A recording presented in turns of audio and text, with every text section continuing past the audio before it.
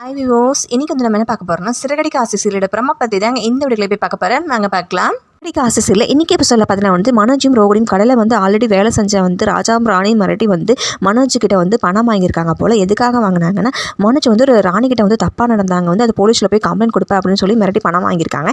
இப்போ வந்து மறுபடியும் பிரச்சனை பண்ணுறாங்க, எனக்கு டிவியும் ஏசியும் வேணும், அப்படி தரலைன்னா போலீஸில் போய் கம்ப்ளைண்ட் கொடுப்பேன் அப்படின்னு சொல்லியிருப்பாங்க போல். ரோகிணியும் பார்த்துட்டுனா வந்துட்டு அங்கே கடையில் இருந்த பிரச்சனை வந்து ஸ்ருதிக்கிட்டையும் ரவிக்கிட்டையும் சொல்கிறாங்க வீட்டில். அதுக்கு வந்து அவங்க ஏதாவது ஐடியா சொல்லுங்கள் அப்படின்னு சொல்லி கேட்குறாங்க. ரவியும் ஸ்ருதியும் பார்த்தீங்கன்னா உங்கள் மேலே தான் தப்பே இல்லை, எதுக்கு வந்து நீங்கள் பணம் கொடுத்தீங்க அப்படின்னு சொல்லி ரோகிணியும் மனோஜையும் திட்டுறாங்க. அடுத்த முத்துவும் மீனாவும் வராங்க, அவங்கக்கிட்ட எல்லா உண்மையும் சொல்கிறாங்க. மனோஜ் சொல்கிறாரு, ஒரு பொண்ணு பழி போட்டால் எல்லாரும் நம்பிடுறாங்க. மீனா சொல்கிறாங்க, நீங்கள் எந்த தப்புமே பண்ணாமல் இருந்தால் உங்கள் நேர்மையை உங்களை காப்பாற்றும். ஒரு பொண்ணு பழி சொன்னால் யாரும் அதை நம்பறத மாட்டாங்க. அது உண்மையாக இருந்தால் முதல்ல வந்து அதுக்கு வந்து என்ன ஆதாரம் இருக்கும் அப்படின்னு சொல்லி ஃபஸ்ட்டு கேட்பாங்க. சொன்னதுக்கு ஸ்ருதி சொல்கிறாங்க, எக்ஸாக்ட்லி அதே தான் நானும் சொல்கிறேன். ஒரு பொண்ணு வந்து சொன்னால் நம்பிடுவாங்களா? நிறைய ஃபீல்டெல்லாம் பார்த்தீங்கன்னா ஹராஸ்மெண்ட் நடந்துட்டு தான் இருக்குது. இன்னும் நிறைய பொண்ணுங்க வெளியில் அதை சொல்கிறதே இல்லை அப்படின்னு சொல்லி சொல்கிறாங்க.